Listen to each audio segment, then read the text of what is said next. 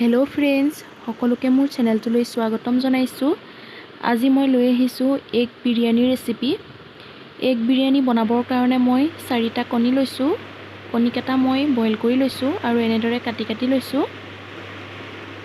এতিয়া এটা কুকাৰত মই পৰিমাণ অনুসৰি অলপমান মিঠাতেল দি লৈছোঁ আৰু ইয়াতে এতিয়া মই অলপমান পিঁয়াজ ভাজি ল'ম।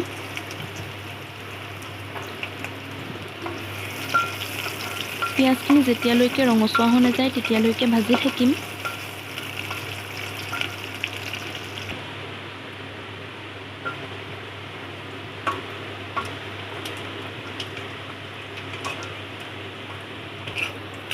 এয়া দেখিছেনে, পিঁয়াজখিনি ভজা হৈ গ'ল আৰু এতিয়া এখন কাঁহীত মই এইখিনি কাঢ়ি থৈ ল'ম আৰু সেইখিনি তেলতে মই কণী 4টাও ফ্ৰাই কৰি ল'ম।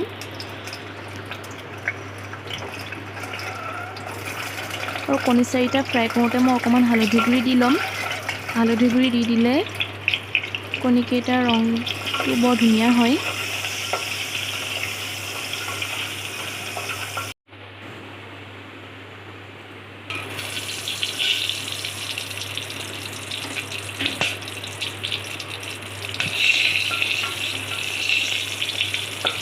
ইয়াতে মই এতিয়া আৰু অলপমান পিঁয়াজ ভাজি ল'ম।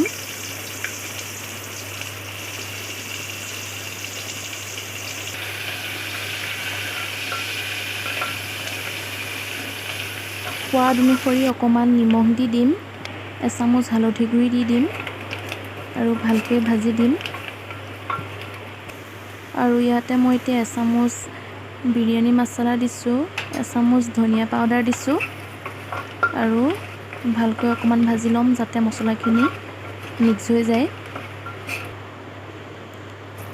আৰু ইয়াতে এতিয়া মই 3 চামুচ দৈ দি দিছোঁ আৰু দৈখিনি দিয়াৰ লগে লগেই এনেদৰে ভালদৰে লৰাই দিব যাতে দৈখিনি আৰু মছলাখিনি ভালকৈ মিক্স হৈ যায়। এয়া দেখিছেনে, গোটেইখিনি ভালকৈ মিক্স হৈ গ'ল আৰু ইয়াতে এতিয়া মই অকণমান পানী দি দিম, অকণমান ধনিয়া পাত দি দিম।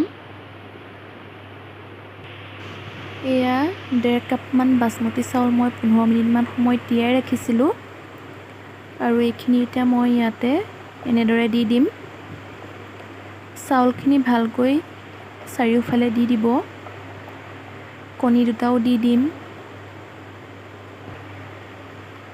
অকণমান ধনিয়া পাত দি দিছোঁ, ফ্ৰাই কৰি ৰখা পিঁয়াজ অকণমান দি দিছোঁ আৰু বাচি যোৱা চাউলখিনিও আকৌ এবাৰ দি দিছোঁ ওপৰতে এনেকৈ। কণী দুটাও দি দিছোঁ, আকৌ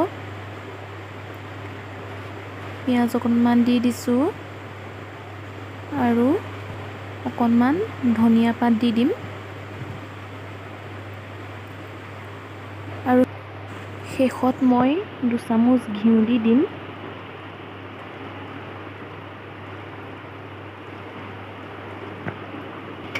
আৰু এতিয়া কুকাৰৰ ঢাকনিখন মাৰি এটা চিটি আহিবলৈ দিছোঁ।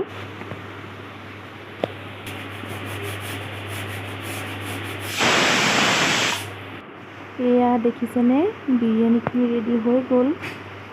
চাওকচোন কিমান ধুনীয়া হৈছে। আশা কৰিছোঁ আপোনালোকে ৰেচিপিটো ভাল পাব আৰু ট্ৰাই কৰিব।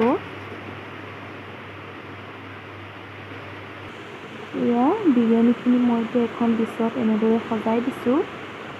আপোনালোকে যদি মোৰ ভিডিঅ'টো ভাল পালে তেনেহ'লে লাইক, কমেণ্ট আৰু ছাবস্ক্ৰাইব কৰি দিব আৰু কাষতে থকা বেল আইকনটো দবাবলৈ নাপাহৰিব।